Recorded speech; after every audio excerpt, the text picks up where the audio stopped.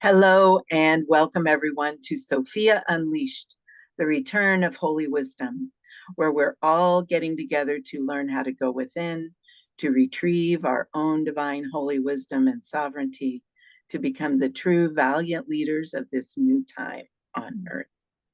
I'm your host, Kathy Forrest, founder of Celestial Forest Institute, and it is my delight and pleasure to get to be here with Aletheia Sophia. Welcome. So good to see you again, my friend. Great to see you, Kathy. Great to see you working it again, getting back in the saddle. Awesome. Yes, it's great to be back. So, Miss Althea, Sophia, has been described as a joyful wellspring of Holy Spiritedness.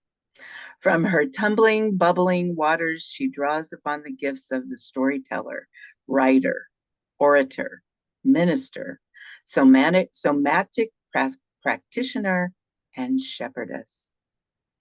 Her highly acclaimed books, courses, transmissions, retreats, and workshops contain an undeniable red thread: her love and practice of early Christianity.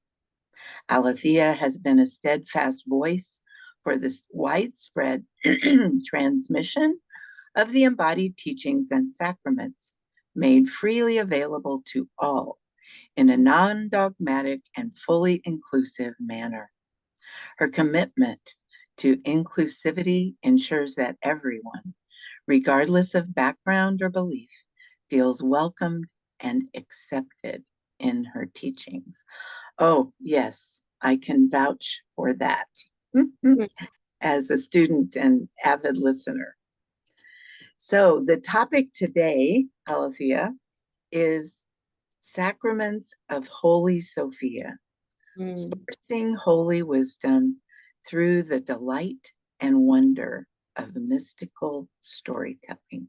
I know of no one else that could do this one justice, so I'm so glad you're here. So let's just dive in. For our listeners that may not know, what is a sacrament? A sacrament is a ritual or gesture that imparts divine grace. So you've probably heard of sacraments in the church, the Eucharist, baptism, last rites. They are recognizable sacraments. Got it. But there are other little sacraments that can and must be given quite freely, as often as possible. Yeah. Says Her Royal Highness, the Holy Sophia. It seems that this wisdom doesn't want to be a contemplative experience anymore. It wants to be felt within society, the animal kingdom, the plant kingdom. She wants to seep into everything. If there's a bit of touch going on, that Holy Sophia wants to be part of it. Awesome. Can you speak a little more into what you are speaking about? Well, I feel that this immense revival, remembering I'm living in the French Pyrenees in the sort of Cathar and Magdalen region, immense is the right word. It is crazy what is happening around here. I feel this immense revival of the sacred feminine is the second coming. Yeah. Like, really. Yeah. And I feel the sacred feminine is already responding, communicating with, I don't know about the worst, let's just say the most destructive faces of our old world. Yeah. It's, as we all know, it's really ramping up. Destruction, terror, death, horror. Mm-hmm. I feel she is already responding. She's already lapping like little waves. She's coming ashore. She's talking, responding, communicating with that which is most ugly at this time. Yes. So don't you be thinking nothing's happening. Right. Right. And what is the conversation? Well, if we go back to the old Marianne tradition, the sacred feminine is the one that has always balanced chaos. Yes. Balanced, not got rid of, balanced. She does that through beauty and radiance. And the other day, someone says, yeah, but is it enough? And I heard the voice on the inside say, does it matter? I'm like, oh, there she goes again. It doesn't matter. You just do it anyway. Right? Yeah. You just ooze that anyway. So as horrific, and as we know, there's been another event. Time me and you talk, there's been an event. Yes, right. Another colossal event in the last 24 hours. But I do know, Kathy, in my deep, rich heart of hearts, she is already attending to what's happening. Yeah. Right. And this is going to run parallel for a while. Terribleness and beauty. Right. Terribleness and beauty. Ah, wow. So we can see, to me, that leads us right into the next question, which is somatic. What is somatic? It's coming from the old Greek language. Soma means of the body, not body. Some folks say soma is the body. No, it's of the body. It comes through the body. Somatic is an action. It's not a stillness. It's an action. It's an aliveness. It comes through the body. So I've coined these phrases, somatic sacraments. This divine wisdom wants to come into every pocket and nuance of life through the body. So if the human being is going to touch something, a plant head, a beautiful animal face, a child, a dying person, a person in distress, a person traumatized, our own self, our family members, that impartition, I'm not sure that's a word, the ability to impart grace is what is being asked of us now. And of course, we might have thought we can't impart grace. Only the divine does that. Maybe that's changed. Should we soften? Should we trust? Should we surrender and humble ourselves? Yeah. To allow it. Can you hear my geese screaming in the background? I thought they were my birds, but yes. There's a mama geese. Yeah. Those are holy birds, right? Yes, they're like holy spirits. Yes, absolutely. There's a lot of stories about them, I think, in around the divine feminine. I'll think of it in a minute. Oh, yeah, please do. Yeah. So when you combine those words, I mean, there's so many things running through my head right now. I have to just ask all kinds of things because this all relates to sacred geometry and all of the, everything that, in my mind, Magdalene and Yeshua taught. So when you say somatic sacrament, I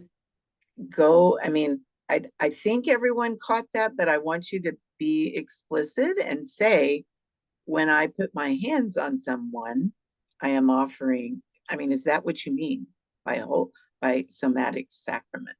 definitely can mean that. Mm-hmm. I get the feeling this is not for the spiritual community. Mm-hmm. Yeah. Only. Yes. So spiritual community, healing community is absolutely, yes, gonna be first at the door. But my feeling is this graceful, kind touch of imparting divine grace definitely wants to reach palliative care. Yes. Definitely wants to put the hands upon the person that is dying, and to fill the big gap that's currently there, that needs to be filled with something sacred, something honest, something true. But just all people, all animals, all birds, all waters, all trees, this essence, this radiance wants to creep into every single corner and pocket of our greater community. Policemen, police, all those we do not want to touch, are touched. Politicians, you know, the folks you can't even imagine possibly showing up for, especially them. Yeah. Especially them. Yeah. I can so totally feel that. So then this, in your mind and mine, is the revival of the divine feminine. Yeah, this is the real landing pad. This is the real rooting down and earthing right into the heart of society, which must come now because it has to be parallel with all the horrors that are taking place. So as this other energy amps up, sacred feminine will, not she has to, she will respond in copious amounts of beauty, goodness, and radiance. So we have to be willing to do her bidding. What does that look like? Well, I have a very strong. I'm just going to say it because I've always promised I always would. So let's just say, I mean, I'm European. I'm not in America, but the image I have is offering some water to a hot Marine, or what's the word, federal agent. So I'm looking at what's happening in LA. I'm seeing the pictures. My body is like, oh, that looks scary. But what is a very typical move of the Holy Sophia? To see that the person is sweating profusely underneath all that gear, to offer them a slice of your watermelon or your water bottle. It doesn't matter if they don't accept it. That's not our business. So as a European, watching what's happening from someone in the United States, what would you say? How do you see? I mean, I can see that's the perfect example of how Sophia would show up. But do you have thoughts, yearnings from your heart or from whoever else is speaking through you? Comment, support. What is she? Is there anything more that needs to be spoken? I guess is a good way to put that. I've just finished a course with the Shift Network. I was watching, I was there, loved it. There was a wonderful woman from America on the end of the call, because I'd just taken the group through the receiving of their divine attire. Because I've often looked at the armor of God. You know, you need to put on your armor of God, your breastplate, I can't remember all the other bits, but I thought, blimey, If you put all that gear on, you're going to look like a Roman soldier. You're going to look like a centurion. Exactly. Not going to work for me. So I thought, hang on a minute, let's have a little look at the divine ladies. Let's have a look at all the Marys in sculpture, in art. Are there any key symbols that come again, come again, come again? Yes, of course there are. So I took the group through the receiving of their garment of light, their mantle, their maternity belt, veil, crown, and sandals.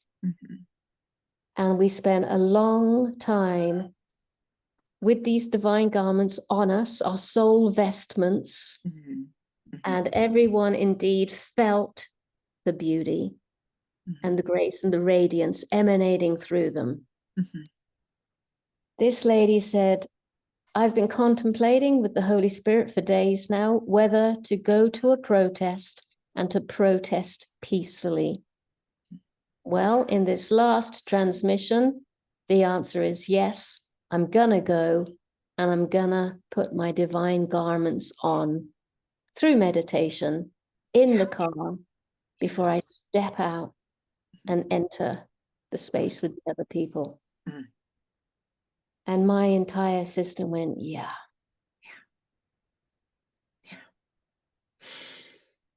And that's when I got the, is it enough? And I think she said, I wonder if it's enough. And I'm sure everyone on the call was thinking the same thing. But then came the line, that doesn't matter. It's not what matters. We don't know what that would do should we enter that space wearing those divine garments. We're willing to believe that we can put on the armor of God. Now, if you're a traditional Christian, that's something you do. You do it in meditation. You're certain you're wearing it, and it keeps off all adversarial forces. Therefore, we must have the same faith that the feminine principle will also come through you. Protect you, elevate you, bless those around you. And in doing so, shift. Wow.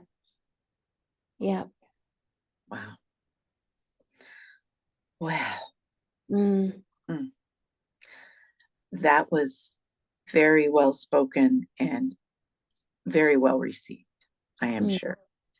So is there anything else you want our audience to know about this sacred feminine revival, or what some would call the second coming?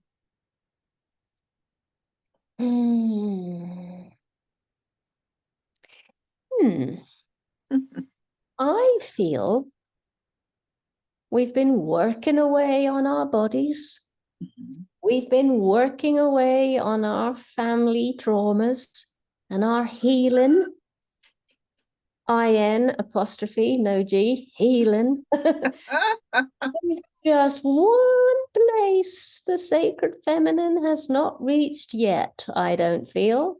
And it's this place up here. Thank you, ma'am. The mind. The mind, she wants to get into the mind, and the mind is not usually the hot ticket in the spiritual community. It's like we're trying to eliminate the use of the mind. That's strange, because that's where consciousness is. What is it going to look like to have divine feminine energy running the show in your mind? Exactly. That's what's next. That's what's building up. Because we know what it's like to have that horror energy running through our mind. Especially if you're watching the news, scrolling on social media. You know what that's like. You can almost taste it. Exactly. It's vile. It is vile and toxic. So stop going there. Let's open up the mind to Our Lady's fragrant grace. And another thing I'm noticing flipping I don't mean man as in man, male. It's a little British saying that says every man and their dog. Right. That's like slang for saying everyone I can think of. Every Exactly. man and their dog seems to be using chat GBT or whatever it's, I don't know what it's called. And there's a large part of me that goes, oh my goodness. If we lose contact with being able to source our answers, thank you, from thank you. our wellspring of wisdom, comforting wisdom that brings a blessing when you encounter it. If we're just going to go to AI for, business advice, therapy. I know people who are using chat GBT for therapy. Me too. Don't get me started. Using it like, what's it called? Like, but it comes from the word that we now use as narcissist. They're using chat GBT to ask about themselves. Mm-hmm. Yeah. Yeah. Oh my God, it's like a Pandora's box. Mm-hmm. Right. So that's another tuppenny worth I'd like to offer. Okay, thank you. The world, my world, thanks you. Yes. So that's the beginning. This is the beginning. I'm going to let you share about the free gift for our audience. You have, it's called Decoding the Divine Attire of the Queen. Yes. Yes. Yes. So speak into that. Pardon?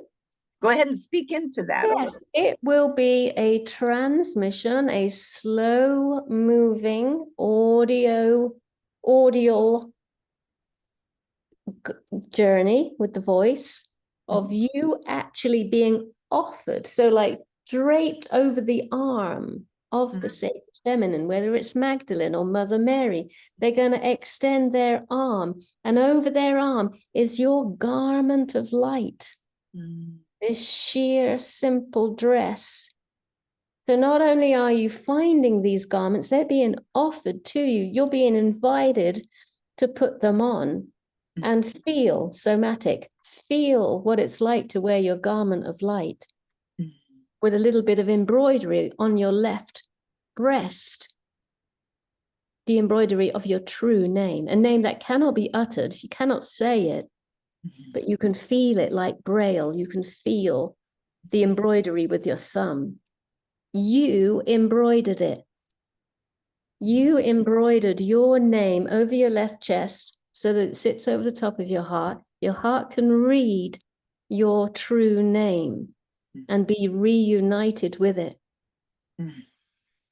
You know your true name. You embroidered it on the garment itself. And then all these other layers building up, as I said, the equivalent of the armor of God, the radiance of the feminine, radiant garments, vestments, to balance the dark or to balance chaos. Number one, can you even believe something like that could be true? Right. And if there's a little partial yes, then you start there. You start there and you just keep widening that possibility in the mind. Exactly. That's how it's going to get in. Yeah. We're so faithful. Well, many of us are so faithful of the Father. We've been brought up with this stuff. He can do this. He can do that. Call upon the Father and, that's, the feminine principle is asking to be just as active now. Yes. And for us to be faithful of her actions. Exactly. Wow. Once again, this has been such a love. I feel like I've been anointed. This has been such a lovely experience of hearing your experience of divine wisdom. And I for one watch everything you're doing, and you're growing younger, lovely. Wow. You're just glowing. You look 10 years younger than the first time we got together, I believe.